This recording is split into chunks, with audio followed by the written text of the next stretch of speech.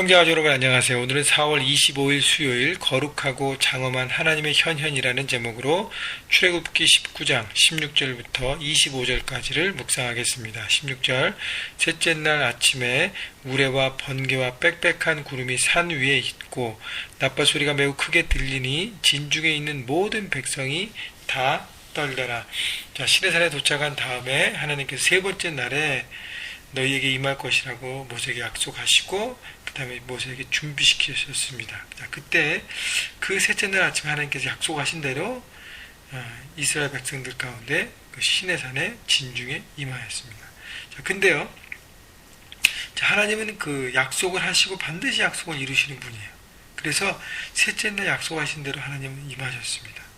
그래서 하나님의 오심을 모두가 알 수 있을 정도로 나팔 소리가 크게 들리고 진중에 있는 모든 백성이 더 떨릴 정도로 온 산이 진동할 정도로 하나님의 임재가 확실하게 드러나는 것이죠. 여러분, 저는 이걸 보면서 예수님이 다시 오실 때 나팔 소리가 임하고 하나님의 승리가 선포되고 주님이 오시는 것이 모든 사람이 알 수 있을 정도로 확실하게 오시겠구나라는 것을 바라보면서 다시 한번 기대하며 주님의 재림을 바라보고 찬양하고 기도했습니다. 여러분, 주님의 오심, 하나님의 임하심은 누구나 경험하고 알 수 있을 정도로 창조주의 오심, 왕으로 오시는 다스리시는 그분의 임하심이 이렇게 놀랍다는 것입니다.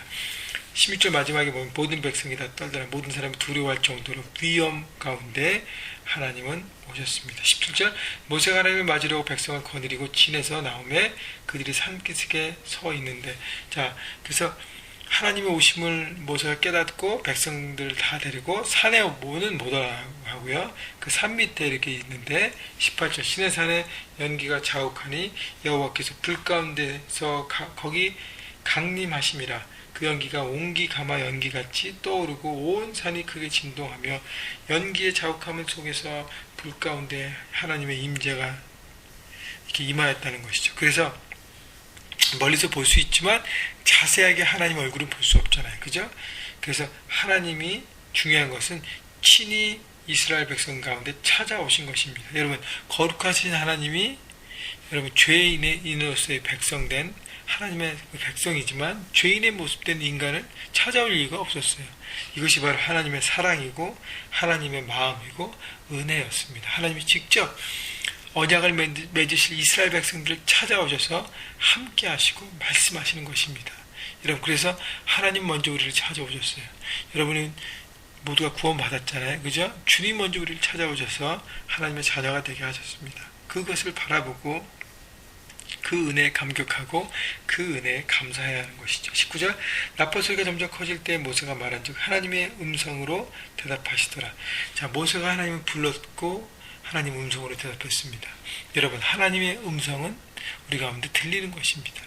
그렇기 때문에 지금은 어떤 피지컬 보이스로 들리진 않지만 하나님이 이 묵상, 말씀을 통해서 하나님의 마음을 보여주는 것이죠. 오늘 그 전반부 16절부터 19절까지 말씀을 보면서 하나님 먼저 사람들을 찾아오셨구나.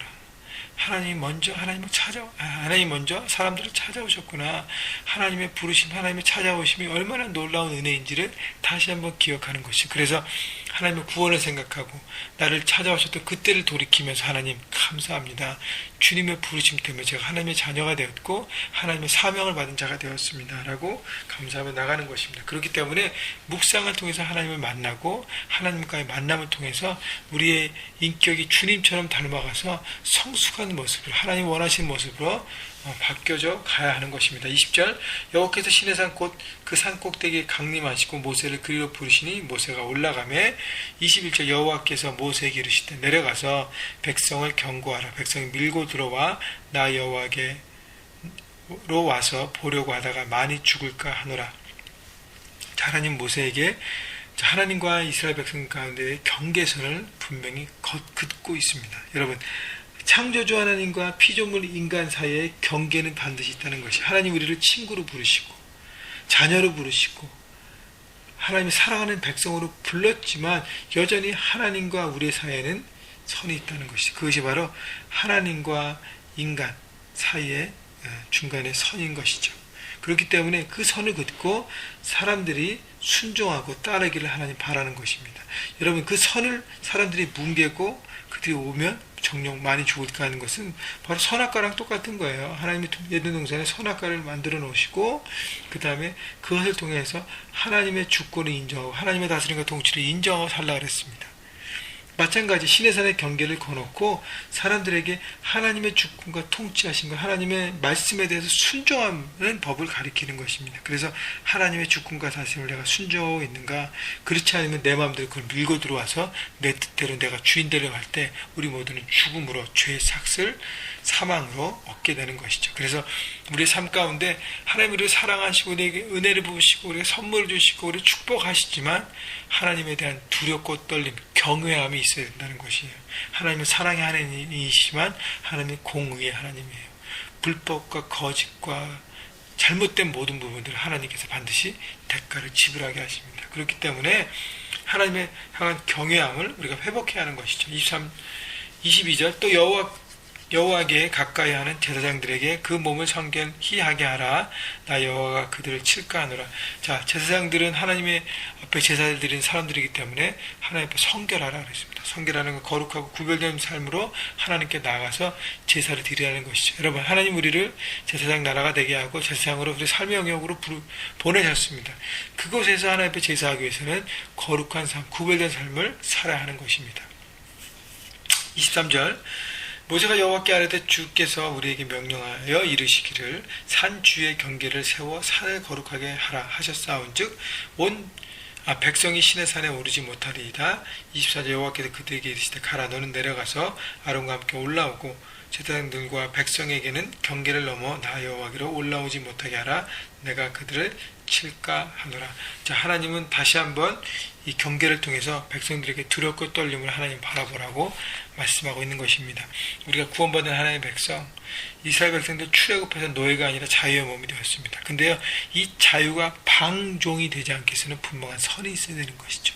자유의지로 온전하게 하나님의 주권과 통치를 인정하고 바라보기 위해서는 하나님의 향한 두렵고 떨림, 경외함이 있어야 되는 것입니다. 여러분, 우리가 하나님을 예배하잖아요. 예배할 때 여러분 대충 성의 없이 준비 없이 나가는 것은 하나님을 경외하지 않는 모습입니다. 여러분, 하나님을 정말 경외하는 모습으로 정말 전심으로 주님을 바라보고 이런 말씀을 대할 때도 하나님을 경외함으로 말씀 가운데 하나님이 주신 그 뜻을 새기고 생각하면서 순종하는 모습, 그것이 바로 경외함을 통해서 하나님의 백성으로 살아가는 것을 하나님은 이스라엘 백성들에게 하나님의 임재를 통해서 가르쳐 주신 것입니다. 여러분, 하나님을 경외하십시다.